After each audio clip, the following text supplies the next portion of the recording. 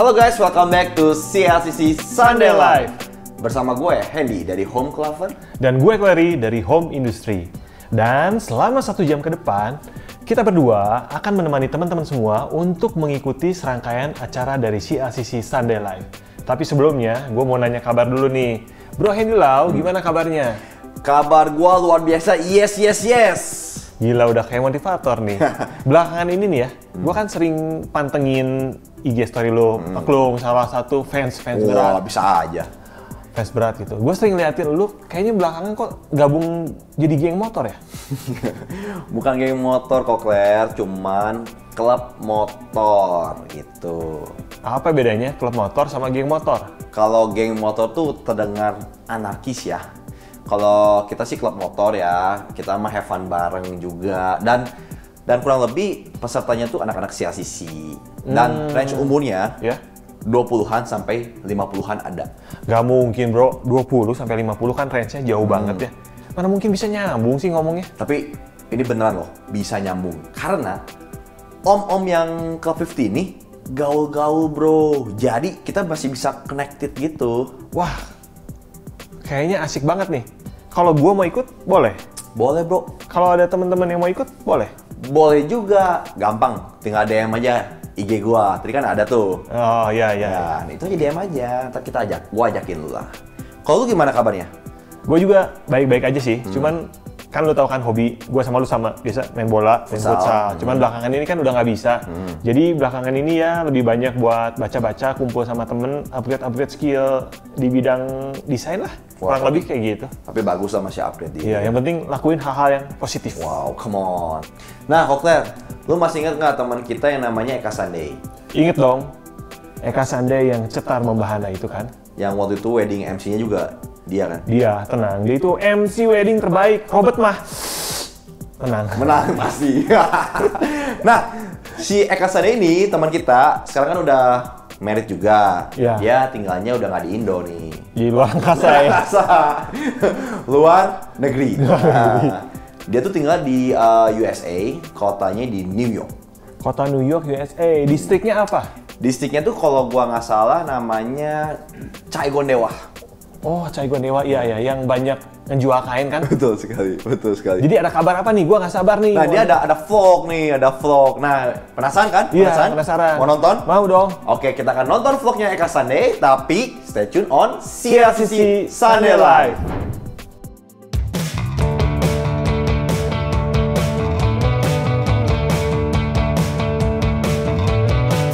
Jadi teman-teman, semenjak tinggal di New York, aku punya kebiasaan baru, yaitu ngecek weather forecast or perkiraan cuaca. Soalnya, biar aku tahu, hari ini aku harus pakai baju apa ya? Butuh sunglass atau enggak? Or perlu bawa payung nggak ya? Misalnya kalau hari ini hujan. Kan kalau kata orang tua kita bilang, sedia payung sebelum hujan. Bicara good things to know kali ini, apa aja sih kebiasaan sederhana lainnya yang bisa kita lakukan dan berdampak baik untuk kehidupan kita sehari-hari? Misalnya nih, buat teman-teman yang masih jomblo, kalau perkiraan cuaca aja bisa kita cek, bisa dong kamu ngecek Bible plan apa yang lagi dibaca sama si doi, or gimana doa paginya. Jadi jangan sosial medianya aja yang dipantengin, sekali-sekali ditanyain dong Bible plan-nya. Buat pasangan yang sudah menikah juga begitu, jangan cuman isi kulkas aja yang dicek. Coba dong dicek, dicari tahu gitu maksudnya. Kira-kira apa nih yang lagi dipengenin sama pasangan kamu? Nah, untuk ngecek weather forecast itu ternyata sangat mudah ya. Dan sesederhana ambil handphone, buka aplikasi, cek, udah ada deh di situ. Yuk, mulai hari ini kita coba biasakan rutinitas yang baik, kayak ngecek perkiraan cuaca. Have a blessed day everybody. See you next time.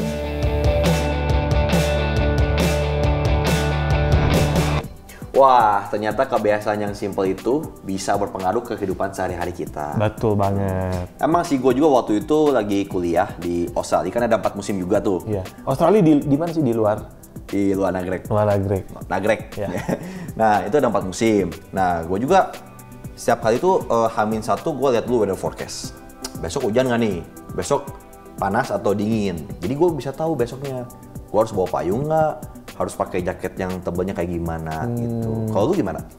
Gue juga nggak jauh beda sih. Cuman gue kan memang tinggal di CGR ya waktu kecil. CGR. Cianjuer. Cianjuer. Di sana agak beda sedikit musimnya. Ada 3 musimnya. Musim panas, hujan, dan musim layang-layang.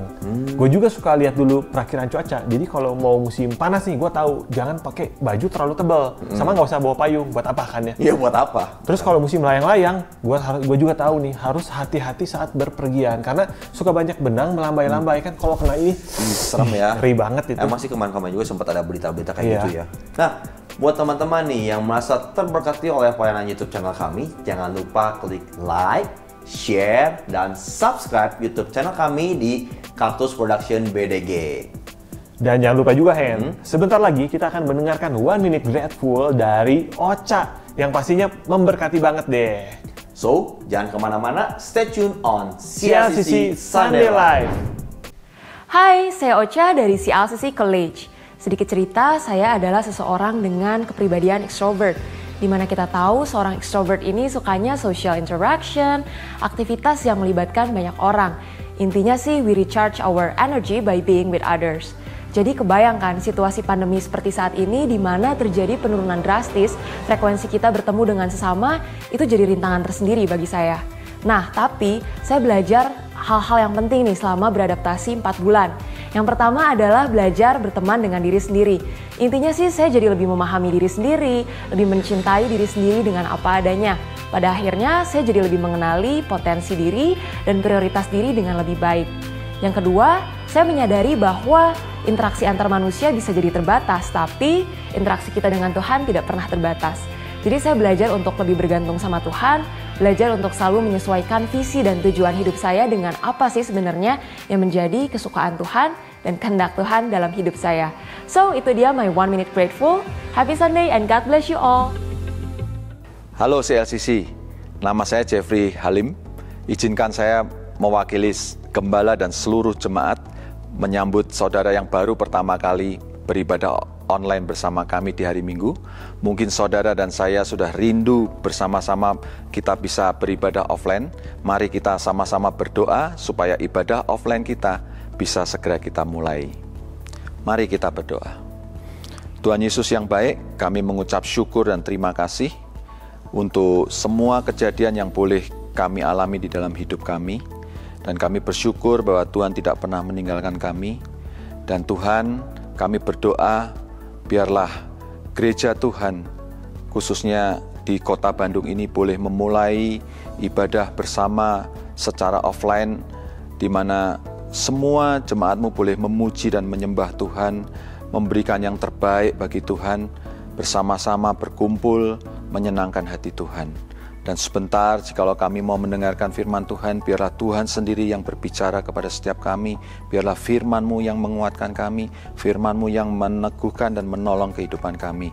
Dan Tuhan, terima kasih untuk kesempatan yang Kau berikan buat kami, untuk kami boleh memberikan sebagian apa yang kami miliki untuk pelayanan Tuhan, untuk pekerjaan Tuhan. Biarlah kami boleh memberikan dengan hati yang mengasihi, hati yang mencintai Tuhan. Terima kasih Tuhan, hanya di dalam nama Yesus kami sudah berdoa dan mengucap syukur. Amin. Bagi Anda yang rindu memberikan persembahan, Anda bisa melakukannya melalui transfer ke rekening berikut ini. Atau scan barcode melalui aplikasi-aplikasi berikut ini.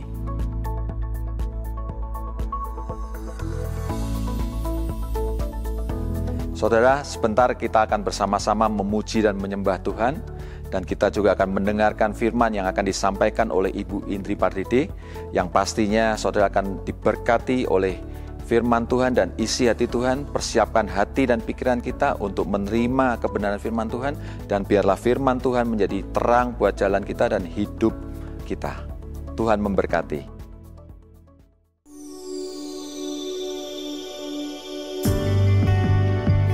bersyukur punya Allah yang seperti Engkau, Allah yang tidak pernah meninggalkan kami, apapun keadaan kami. Ini kami Tuhan, kami mau menyembah-Mu, biar Roh-Mu tinggal di dalam kami dan kami tinggal di dalam-Mu. Kami milik-Mu Tuhan.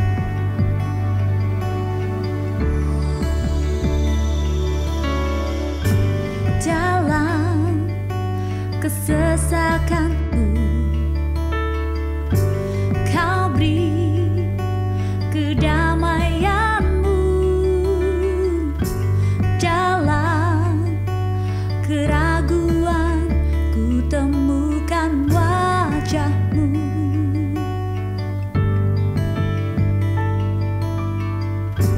Karena pengorbanan-Mu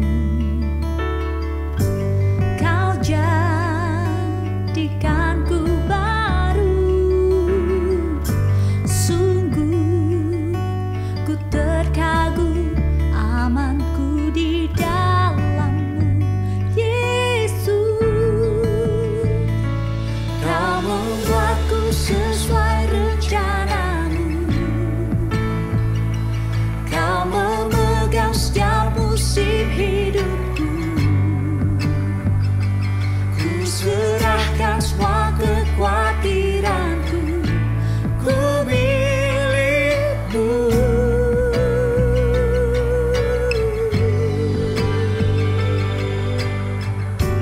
Karena pengorbanan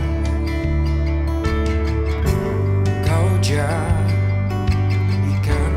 baru. Sungguh ku terkagum amanku di dalam Yesus. Kau membuatku sesuai rencana-Mu. Kau memegang setiap musim hidupku. Ku serahkan semua kekhawatiranku, ku milik-Mu.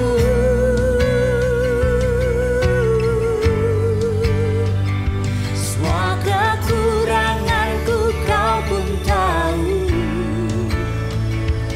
Tetap Kau pandang indah dalam-Mu. Ku angkat tanganku dan berseru, ku milik-Mu.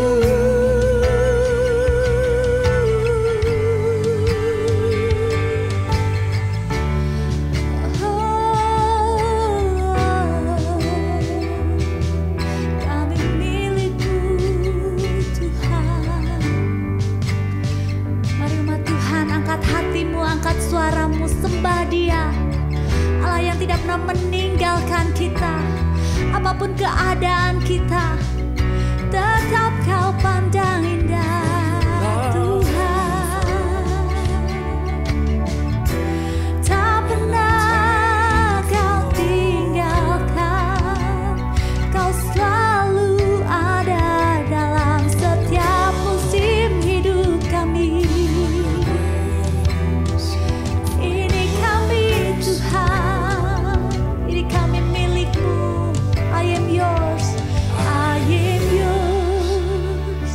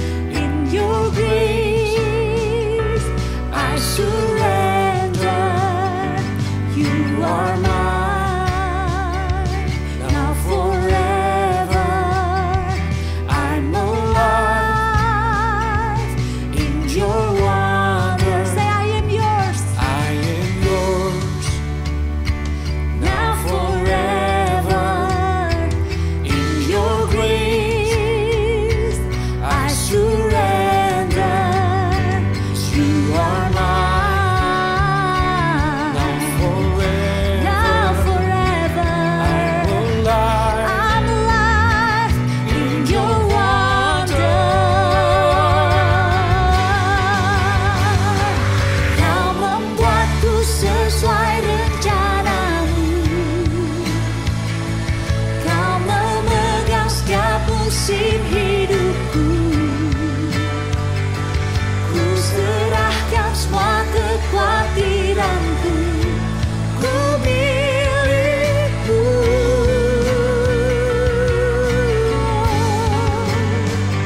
Semua kekuranganku kau pun tahu, tetap kau pandang indah dalammu. Ku angkat tanganku dan berseru, ku milikmu.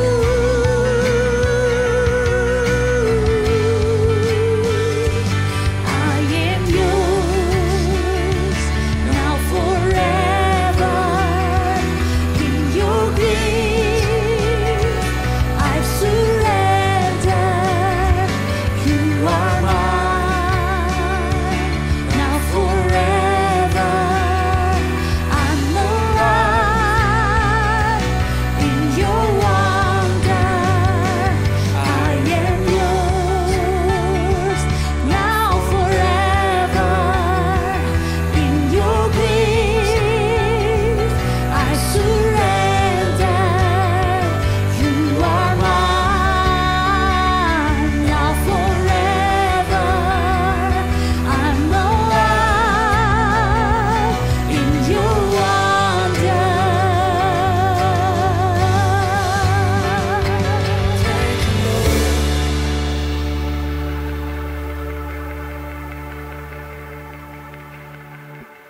Shalom semuanya, CLCC gimana? Semuanya sehat ya? Wow, miss you lot ya. Oke, kita berdoa dulu ya sebelum kita masuk dalam firman Tuhan. Terima kasih Tuhan Yesus yang baik. Terima kasih untuk waktu yang indah ini. Terima kasih untuk sahabat-sahabatku, untuk teman-teman, untuk semuanya kami yang di CLCC boleh ada karena Tuhan baik. Dalam namamu kami mengucap syukur Tuhan Yesus, haleluya, amin.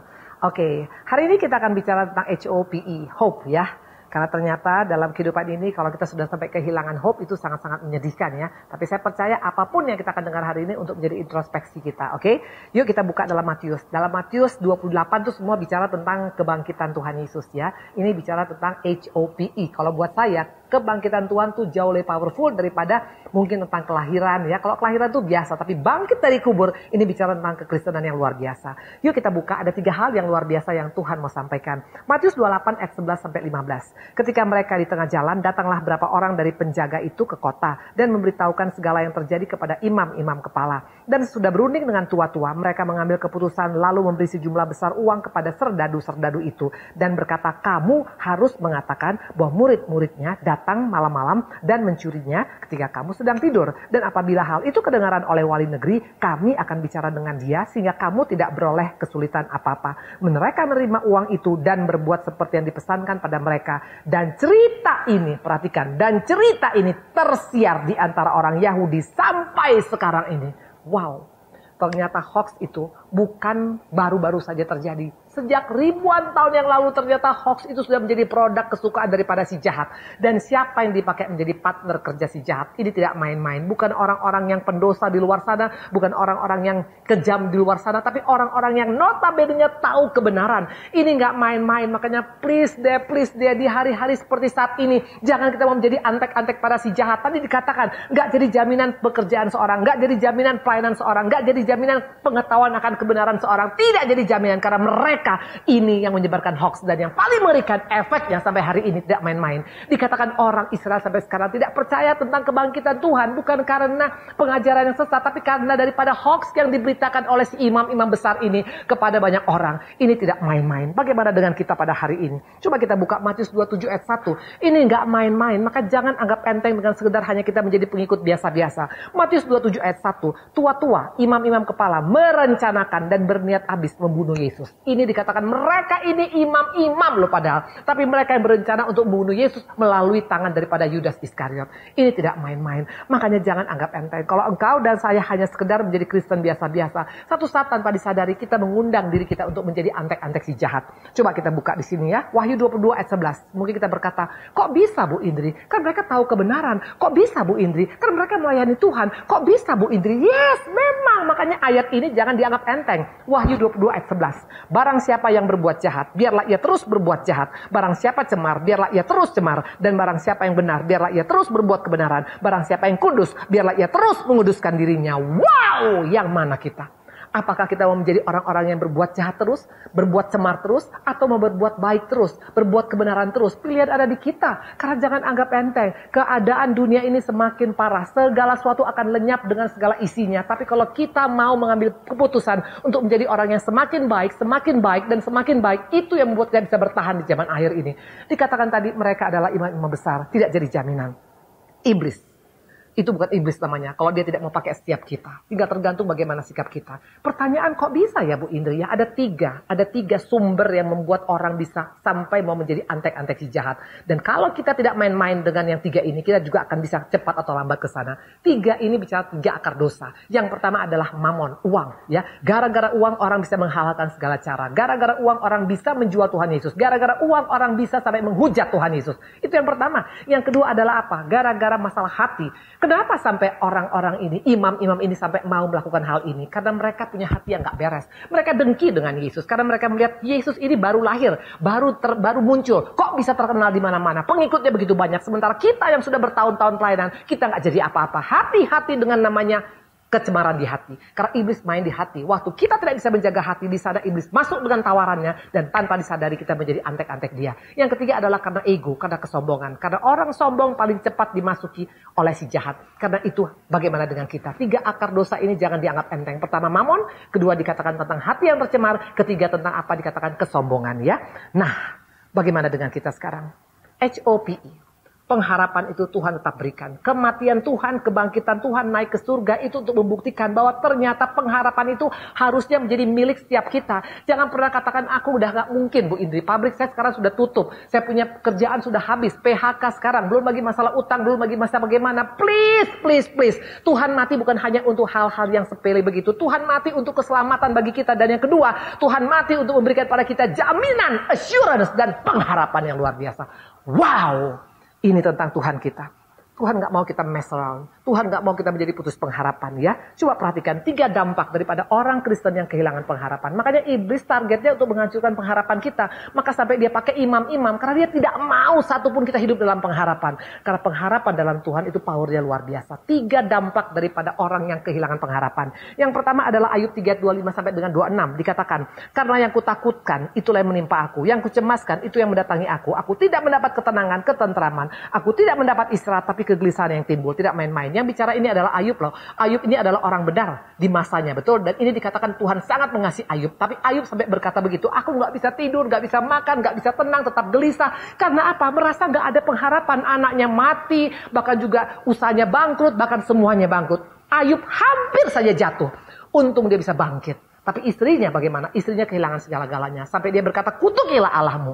Nah ini tidak main-main. Waktu seorang kehilangan pengharapan, dia bisa sampai marah kepada Tuhan. Sampai kecewa kepada Tuhan. Bahkan sampai bisa mengutuk Tuhan. Ini fakta. Maka jangan anggap enteng dengan pengharapan kita yang hilang. Ya. Padahal Tuhan tidak pernah menghilangkan pengharapan. Tapi iblis dengan caranya memutarbalikkan. Sehingga sepertinya tidak ada pengharapan. Kok bisa seorang Ayub sangat bisa dia bertahan? Mana bukti bahwa dia bertahan? Dia berkata begini. Tapi jawab Ayub kepada istrinya yang berkata, kutukilah Allahmu. Engkau bicara seperti perempuan gila. Apakah kita mau menerima yang baik dari Allah, tapi tidak mau menerima yang buruk? Dalam kesemuanya itu Ayub tidak berbuat dosa dengan bibirnya. Yes! Ayub sangat sadar. Dia tahu tentang kekristenan yang sebenarnya. Dia tahu tentang Allah yang sebenarnya. Bahwa ikut Tuhan Yesus nggak selamanya taman bermain. Ada kalanya kita mengalami Getsemani. Itu makanya dia berkata bukan hanya yang baiknya. Ada kalanya yang tidak baik. Tapi percayalah tidak baik sekalipun. Tuhan tetap berikan pada kita pengharapan. Karena masa depan kita bukan di tangan manusia. Tapi di tangan Tuhan yang luar biasa. Makanya Ayub tidak sampai gagal. Ayub tidak sampai jatuh ke dalam dosa. Mulut bibirnya tidak mengatakan dosa. Karena dia berkata, ikut Tuhan, ada yang baik, ada yang tidak baik. Tapi ujung-ujungnya mendatangkan kebaikan. Kenapa dia bisa tahu? Karena Ayub kenal siapa Allahnya. Mungkin kita bilang, Bu Indri saya kenal siapa Tuhan Yesus. Yakin.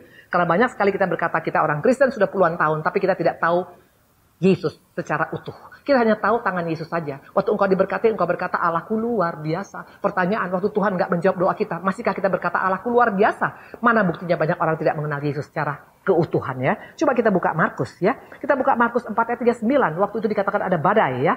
Dikatakan murid-murid membangunkan Yesus. Dan Yesus pun bangun, perhatikan. Ia pun bangun menghardik angin dan berkata pada danau, diam, tenanglah. Lalu angin itu reda dan danau menjadi teduh sekali. Ayat 41, mereka menjadi sangat takut dan berkata seorang pada yang lain. Siapa mereka? Murid-murid yang melihat Yesus 24 jam di udara. Yang melihat begitu banyak mujizat terjadi. Apa katanya? Siapa gerangan orang ini sehingga angin dan danau pun taat padanya? Ini fakta. Murid-murid sendiri ternyata tidak tahu siapa Yesus yang sebenarnya. Maka jangan anggap enteng dengan tidak mengenal Tuhan secara yang benar. Waktu engkau dan saya tidak mengenal Tuhan yang kita sembah, yang kita layani, bagaimana engkau bisa bertahan di zaman air ini? Pengharapan hanya bisa terjadi waktu kita kenal Dia secara utuh. Kenali Allah kita, kenali pikirannya, kenali hatinya, kenali langkahnya, kenali tangannya, kenali semua tentang Yesus, membuat kita tetap bisa berharap, ya.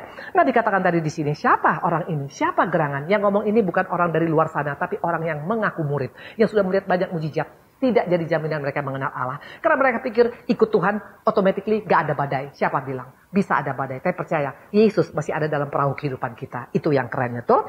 Nah, dikatakan tadi di sini. Ya, dikatakan tadi di sini, mereka sampai bisa yang pertama putus pengharapan, sampai bisa gelisah, sampai nggak mau makan, sampai nggak mau tidur, sampai dalam keadaan nggak bisa mengalami apa-apa. Itu ciri khas daripada orang yang kehilangan pengharapan. Yang kedua, Lukas 24 ayat 13 dan 16. Kita tahu cerita tentang bagaimana murid-murid yang berjalan ke Emmaus.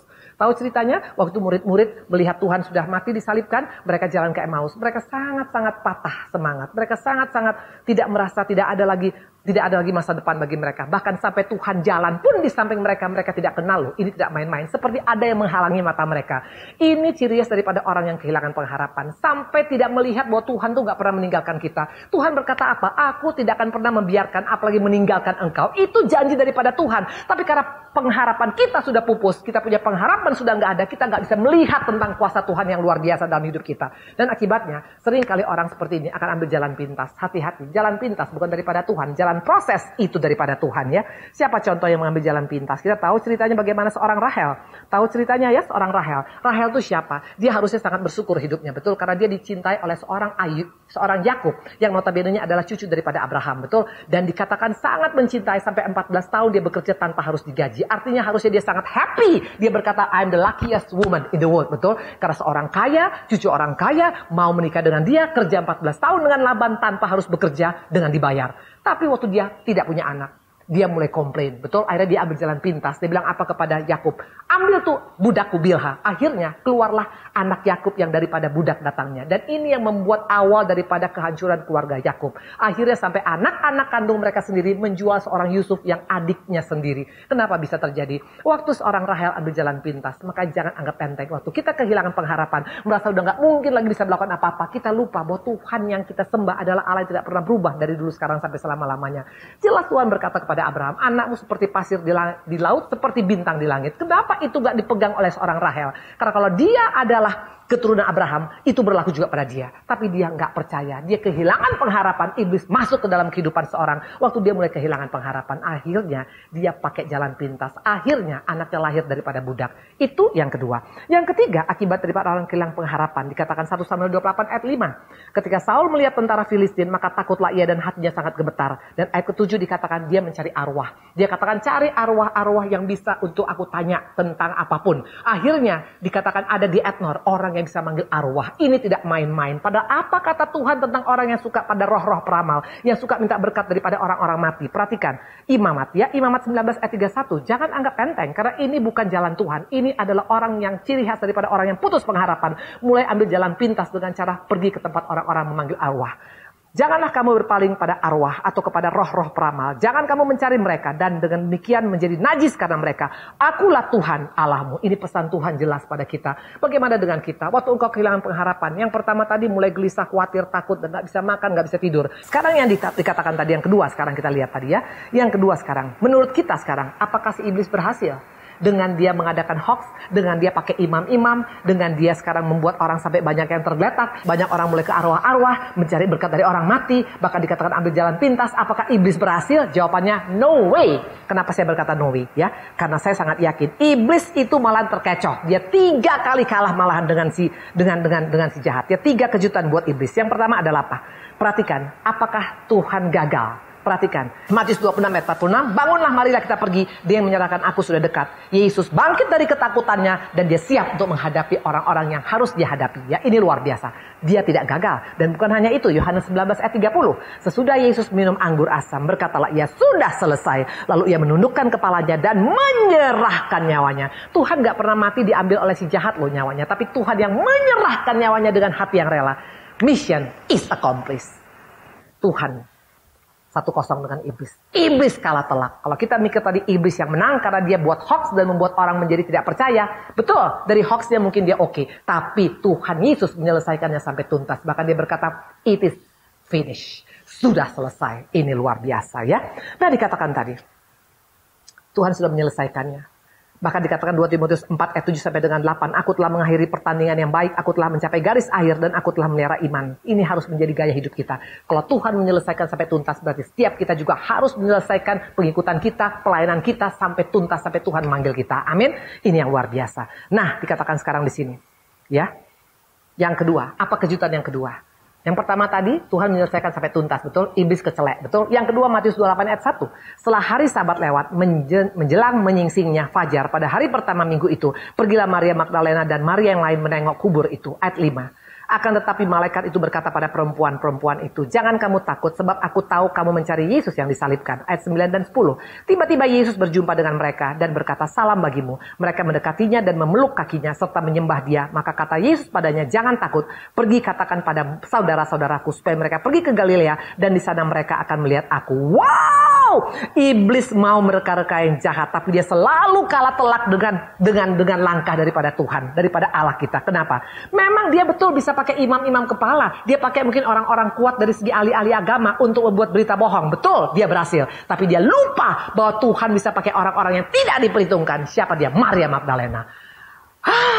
Mungkin murid-murid sudah takut. Tuhan kita bukan Allah yang biasa-biasa. Dia Allah yang luar biasa. Karena pekerjaan Tuhan harus selesai. Mission Tuhan harus accomplish. Makanya dikatakan kalau kita ikut Tuhan itu berbeda. Tuhan kita bukan Allah yang setengah-setengah. Tapi Tuhan kita Allah yang totalitas. Makanya please. Nah dikatakan tadi di sini. Tuhan bisa pakai perempuan yang gak diperhitungkan ini. Siapa Maria Magdalena? Siapa yang tidak tahu dia? Pezina kelas kakap. Yang dikuasai oleh 7 roh jahat. Tapi itu pun Tuhan bisa pakai. Artinya jangan pernah berkata aku sudah helpless. Aku sudah hopeless. Aku gak akan mungkin bisa mengalami perubahan dalam hidup saya. Siapa bilang Tuhan bisa pakai? Kalau kepala-kepala imam, kalau imam-imam kepala itu sudah tidak lagi mau bisa dipakai oleh Tuhan. Kalau misalnya sekarang penguasa-penguasa tentang agama yang gak bisa dipakai. Kalau juga murid-murid melarikan diri, Tuhan bisa pakai orang yang tidak diperhitungkan. Iblis tidak melihat ini. Karena iblis adalah pribadi-pribadi yang jauh di bawah Tuhan hikmatnya, betul? Dan akhirnya perempuan ini yang dipakai. Wanita ini dipakai akhirnya untuk sampai menyampaikan kabar baik tentang Tuhan. Jadi segala hoax tadi bisa tertutup dengan pembicaraan daripada seorang Maria Magdalena. Luar biasa ya. Yohanes 1 ayat 5. Terang itu bercahaya dalam kegelapan dan kegelapan tidak menguasainya. Ingat.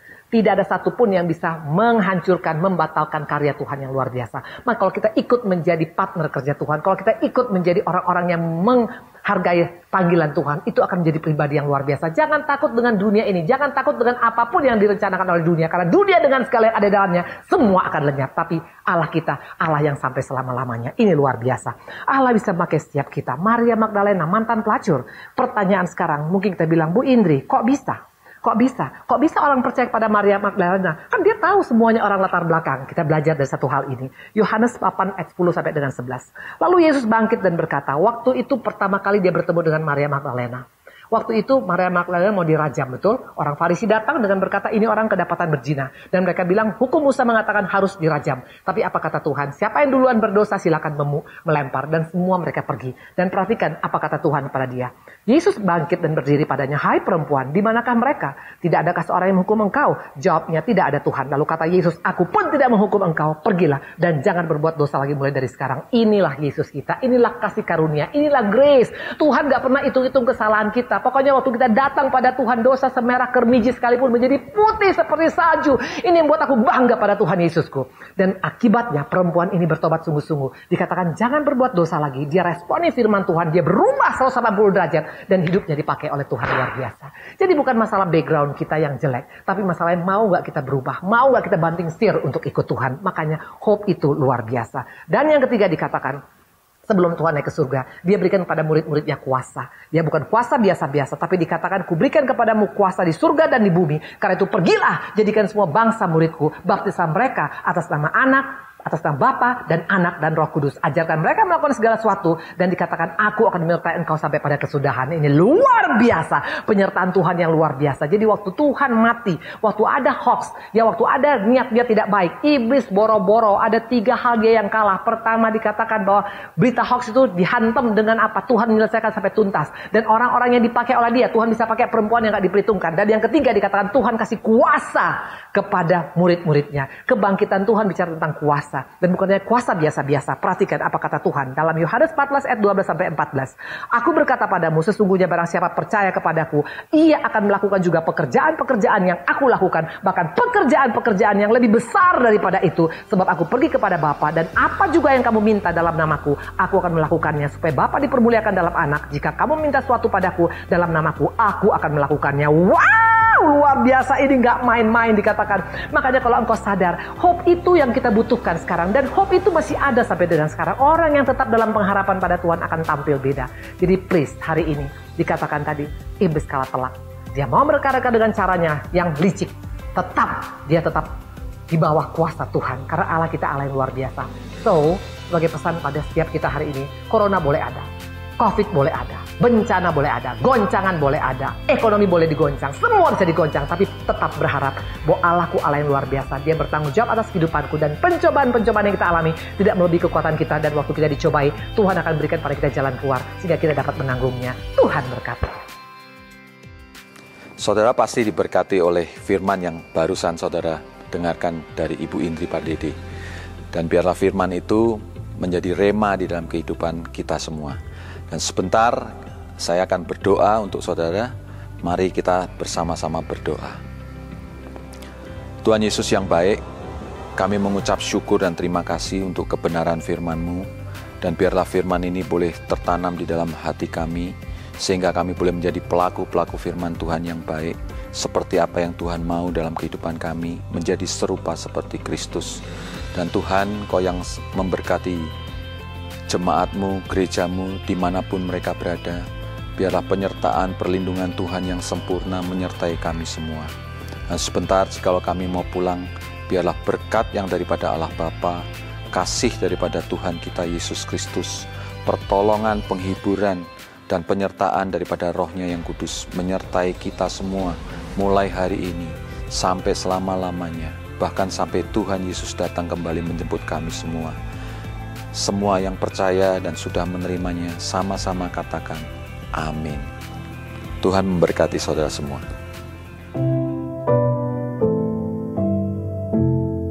Saya mau kasih update tentang kegiatan memberkati kota yang sudah kita jalankan selama 3 minggu kalau nggak salah.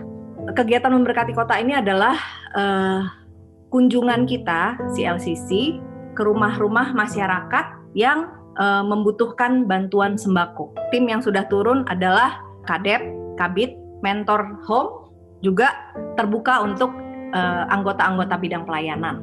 Sampai saat ini baru ada 2 lokasi, yaitu Rancamanyar dan Sukabunga. Kalau di Rancamanyar itu ada Edi dan istri, di Sukabunga itu ada Rizka, di mana mereka tuh punya hubungan dengan masyarakat di lingkungan tersebut.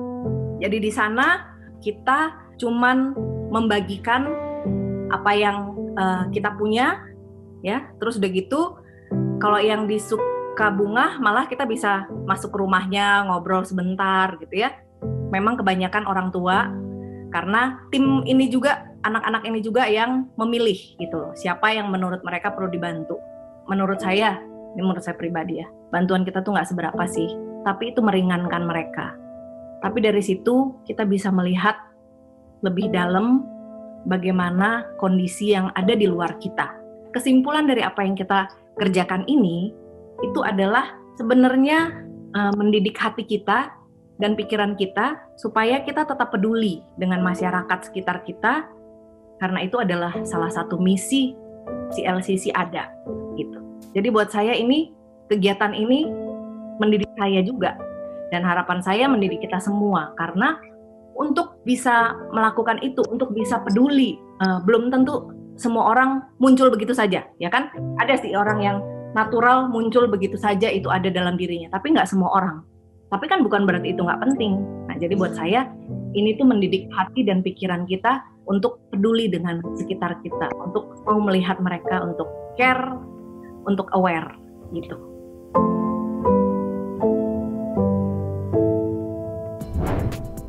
Wow, khotbahnya Ibu Indri bagus banget ya, Hen? Bagus banget. Ngomong-ngomong soal pengharapan, gimana nih lu menerapkan pengharapan di hidup lu? Di coffee shop gua nih. Iya, di kopi yang enak itu, kopi yang enak itu. Nah, emang sih dampak pandemik ini coffee shop gua jadi agak sepi nih. Cuman gua percaya berkat masih on the way. Kalau lu gimana? Sama sih gue juga, mungkin pekerjaan belum selancar biasanya ya, tapi selama gue taruh pengharapan gue sama Tuhan, pemeliharaan Tuhan itu selalu nyata. Wow, come on, praise the Lord. Luar biasa. Tapi ngomong-ngomong ya, teman-teman juga nih, saya mau nanya, ada yang aneh nggak sih dari Ibu Indri? Kayaknya ada yang ganjil, bener nggak sih? Ada sih. Tahu nggak apa itu? Ayo, apa? Hidup ini adalah kesempatan. Hidup ini... Cukup kok. Kenapa? Kita kayaknya nggak menghargai hamba Tuhan. Kita minta maaf dulu. Oh iya. Minta maaf ya Ibu Indri ya. Indri. Lebih baik kita minta maaf daripada minta izin Ibu. Mohon maaf. Tapi sebenarnya ya, kita bukan bermaksud mau bercandain Ibu Indri nih. Ya. Tapi memang bener banget, kita tuh memang ngefans banget sama Ibu Indri dan kita ngerasa ada sesuatu yang kurang. Betul sekali. Karena selama ini, selama ibadah online, kita tuh nggak pernah ngerasain penyembahan yang biasanya Ibu Indri bawain kalau di gereja CLCC. Bener nggak sih? Betul sekali. Jadi kita kangen ya. Jadi nggak sabar pengen cepet-cepet ibadah offline ya. Betul. Oh ya, tadi tuh lihat ada foto-foto slideshow CLCC Care. Ingat dong. Ngomong-ngomong, lu juga pernah ikut ya? Nah. Ceritain dong, ceritain. Jadi waktu itu gue dapat bagian turun ke desa Sukabunga kalau nggak salah. Sukabunga yang di daerah Pasar itu. Nah, terus? Dan gue melihat rumah-rumah yang kurang layak untuk tempat tinggal gitu. Jadi gimana maksudnya kurang layak? Jadi rumahnya tuh sangat kecil. Ya. Dan di dalamnya tuh ada 8 anggota keluarga. Waduh, sempit banget dong. Sempit banget cuy, kasihan banget. Gimana tuh? Aduh, kadang-kadang kalau ngeliat kayak gitu tuh miris banget ya. Kayaknya penderitaan mereka tuh kayaknya lebih gede deh dari apa yang kita alami. Tapi kadang-kadang kita tuh kena hal-hal kecil aja suka ngeluh. Iya. Bener nggak sih? Kita nggak bisa bersyukur ya kadang. Iya. Padahal seharusnya kan kita tetap bersyukur. Dan selalu, gue jadi diingetin nih, kita yang lebih diberkati harusnya mau membagi berkat kepada mereka-mereka ini kan. Bener nggak sih bro? Bener, ada quotes-nya tuh. Oh iya, apa quotes-nya? We are blessed to be a blessing. Oh gila, we are blessed to be a blessing. Nah, kita jadiin quotes kita buat tahun ini. Ya bener nggak? Betul. Nggak kerasa nih. Kita udah 1 jam bersama teman-teman mengikuti acara CLCC Sunday Live. Nah, kalau misalnya teman-teman kangen melihat bercanda-bercandaan kita, ada Sabtu Ambiar. Kapan tuh? Sabtu Ambiar setiap akhir bulan, hari Sabtu jam 5 sore. Sabtu Ambiar kali ini kita akan ajak Hendy buat live bareng ya. Aduh, thank you banget Bojeng bareng nanti di Sabtu Bojeng Ambiar. bareng. So, that's all for today. Terima kasih buat teman-teman yang sudah bersama dengan kami. See you next week. Happy Sunday and God bless you. Bye. Bye.